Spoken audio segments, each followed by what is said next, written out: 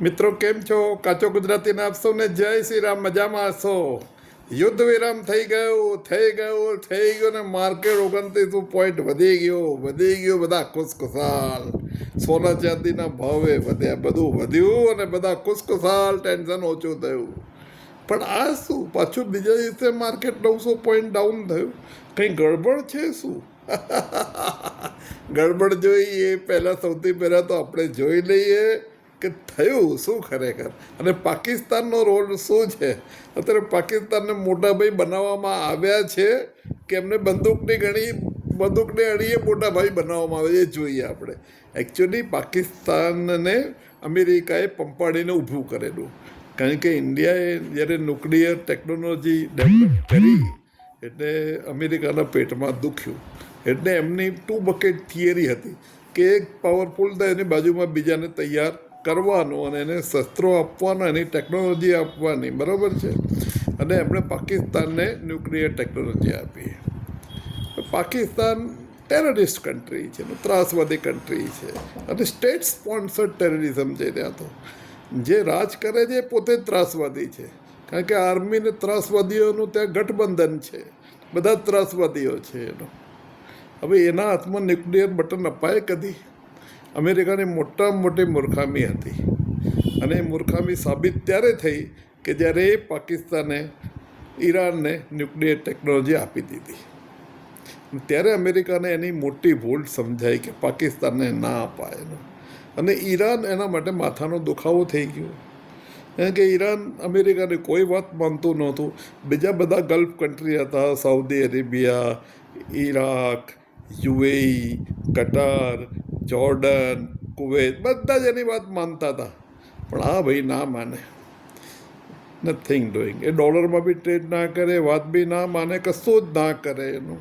ને અમેરિકાના પેટમાં દુખ્યા કરે. ને અમેરિકાને એમ કે ભાઈ આ લોકોને હવે સીધા કરીએ, એવું એમનો ટ્રાય હતો. પણ બહુ જ રેસિલિયન્સ આપ્યું. ઈરાનને બહુ જ નુકસાન કર્યું અમેરિકાએ. હવે ઈરાનનું શું છે કે ઈરાનમાં લોકો રેસિડેન્શિયલ એરિયામાં બહુ નુકસાન થયું. એના ઘણા બધા દર્દજનક વિડીયો આવે છે. પણ જે સત્તાધારીઓ છે એને બહુ પડેલી નથી. એ બહુ મોટી ટ્રેજેડી છે. અમેરિકામાં આ બાજુ 90 લાખ લોકોએ સરઘસ કાઢ્યું અને ટ્રમ્પની ઈરાન પરની નીતિ અને ઈરાન પરની એટેકનો જબરદસ્ત વિરોધ કર્યો. ત્રીજી બાજુએ અમેરિકાના મોંઘા વિમાન ઈરાનના સસ્તા મિસાઇલ અને ડ્રોન સામે ફટાફટ કન્ઝ્યુમ થવા માંડ્યા, અને એનો સ્ટોક એકદમ ખલાસ થવા માંડ્યો, જ્યારે ઈરાન પાસે ડ્રોન ને મિસાઇલનો 2 વર્ષનો સ્ટોક છે. ચોથું કે યુદ્ધનો ખર્ચો એટલો બધો વધવા માંડ્યો, અને એને કારણે અમેરિકાનું જે $39 ટ્રિલિયન દેવું છે એ હજી ઘણું બધું વધી જશે એવી આશંકા થઈ રહી છે. અમેરિકા જબરદસ્ત ફસાયું છે. એટલે હવે અને છેલ્લે જ્યારે 80-90 લાખોએ સરઘસ કાઢીને કહ્યું કે ટ્રમ્પ ખોટું કરી રહ્યો છે, એને પછી એનો છેલ્લો પેલો પડતાને પાટું પડ્યો એમ કે. એટલે પછી કોઈ બી રીતે એનો ઈરાનને પ્રેશરાઇઝ કરાવીને પાકિસ્તાનના થ્રુ એમણે યુદ્ધ વિરામ નખાઈ દીધું. 2 વીકનું યુદ્ધ વિરામ છે. અનફોર્ચ્યુનેટલી યુદ્ધ વિરામના બીજા જ દિવસે ઇઝરાયલે લેબેનોન પર એટેક કર્યો અને ત્યાંનો હિઝબુલ્લાહનો જે મોટો ટેરરિસ્ટ છે લીડર, એને મારી નાખ્યો. ઈરાન ખૂબ ડિસ્ટર્બ થઈ ગયું. એણે તરત જ એક્શન લીધી. એક તો વિરોધ નોંધાયો કે તમે પાલન નથી કરતા યુદ્ધ વિરામની શરતોનું, અને એમણે હોર્મુઝ સ્ટ્રીટ ટેમ્પરરી બંધ કરી દીધી. અમેરિકાએ કહ્યું કે ભાઈ આ લેબેનોન તો આપણી સંધિમાં આવતું જ નથી. ઇઝરાયલે બી કહ્યું. ઈરાન કહે કે સંધિમાં આવે કે ના આવે, everything has to be seen in letter and spirit. ખાલી આ કાગળમાં જે લખાયું છે એ ના જોવાય, એનું સ્પિરિટ શું છે એ જોવાય, એનો ભાવ જોવાય. ભાવ એવો છે કે કોઈ એવી તકદીરી ક્રિએટ નહીં કરવાની એકબીજા સાથે. બધાને ખબર છે કે લેબેનોનમાં ઈરાનનું પીઠબળ બહુ છે, અને લેબેનોન પર એટેક કરવો એટલે ઈરાન પર જ ઇનડાયરેક્ટ એટેક છે. તો ઈરાન કેવી રીતે સહન કરે? અને આ રીતે યુદ્ધ વિરામમાં એક મોટું પંચર પડ્યું છે, ભંગાણ પડ્યું છે. જોઈએ આગે આગે હોતા હે ક્યાં.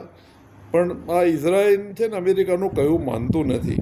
આગળ બી મેં કહેલું એમ, કારણ કે અમેરિકાને શું છે કે ઈરાનના અમુક જ એરિયા ડેમેજ કરવા છે, એને ઓઇલ રિઝર્વ ડેમેજ નથી કરવા, ગેસ રિઝર્વ ડેમેજ નથી કરવા, પાવર સિસ્ટમ ડેમેજ નથી કરવી, એને તેને ન્યુક્લિયર સિસ્ટમ ડેમેજ કરવી છે, રેસિડેન્શિયલ એરિયા ડેમેજ કરવા છે, તેના આર્મીના અડ્ડા, તેના શસ્ત્ર સરંજામના ગોડાઉન, શસ્ત્રો બનાવવાની ફેક્ટરીઓ, આ બધું એને ડેમેજ કરવું છે.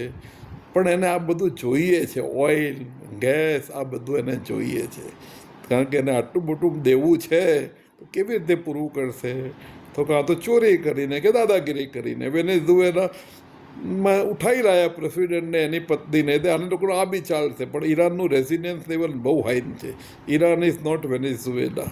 ને ઈરાને જે ફાઇટ આપી, લગભગ 40 દિવસ થયા વોરને, ઈરાનની જે ફાઇટ છે એને તો આપણે સલામ મારવી પડે. અને અમેરિકાનું રીરની દમ નીકળી ગયું.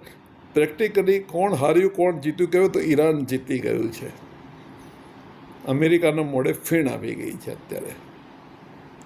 અને એટલે બહુ જ પ્રેશરની અંદર અમેરિકાએ ઈરાનની સાથે યુદ્ધ વિરામ કર્યું. એ લોકો ગમે તે બોલતા હોય, ટ્રમ્પ તો જૂઠું બોલવા માટે માહિર છે એનું.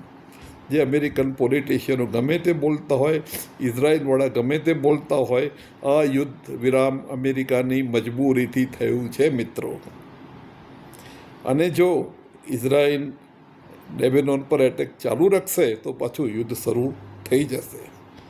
અને અમેરિકાએ કોઈ રીતે ઇઝરાયલને કંટ્રોલ કરવું જ પડશે, કારણ કે ઇઝરાયલ અમેરિકાની કોઈ વાત માનતું નથી. ઇઝરાયલને તો આ બધું, એને તો કોઈ ઈરાનના ઓઇલ ગેસ કશામાં કોઈ ઇન્ટરેસ્ટ નથી, પાવરમાં બધું ડેમેજ કરવું છે એનું. જે પેલેસ્ટાઇનમાં કર્યું ઈરાનમાં કર્યું છે. અમેરિકાનો ઇન્ટરેસ્ટ જુદો છે. એટલે બે અલાયન્સ, બે જોડીદારના જ્યારે રસ જુદા જુદા પડે ત્યારે બંને તકલીફમાં મૂકે. અત્યારે અમેરિકા અને ઇઝરાયલની તકલીફ આ છે, પરિસ્થિતિ આવી છે. देखो आगे आगे होता है. आभार. Thank you so much. So nice of you.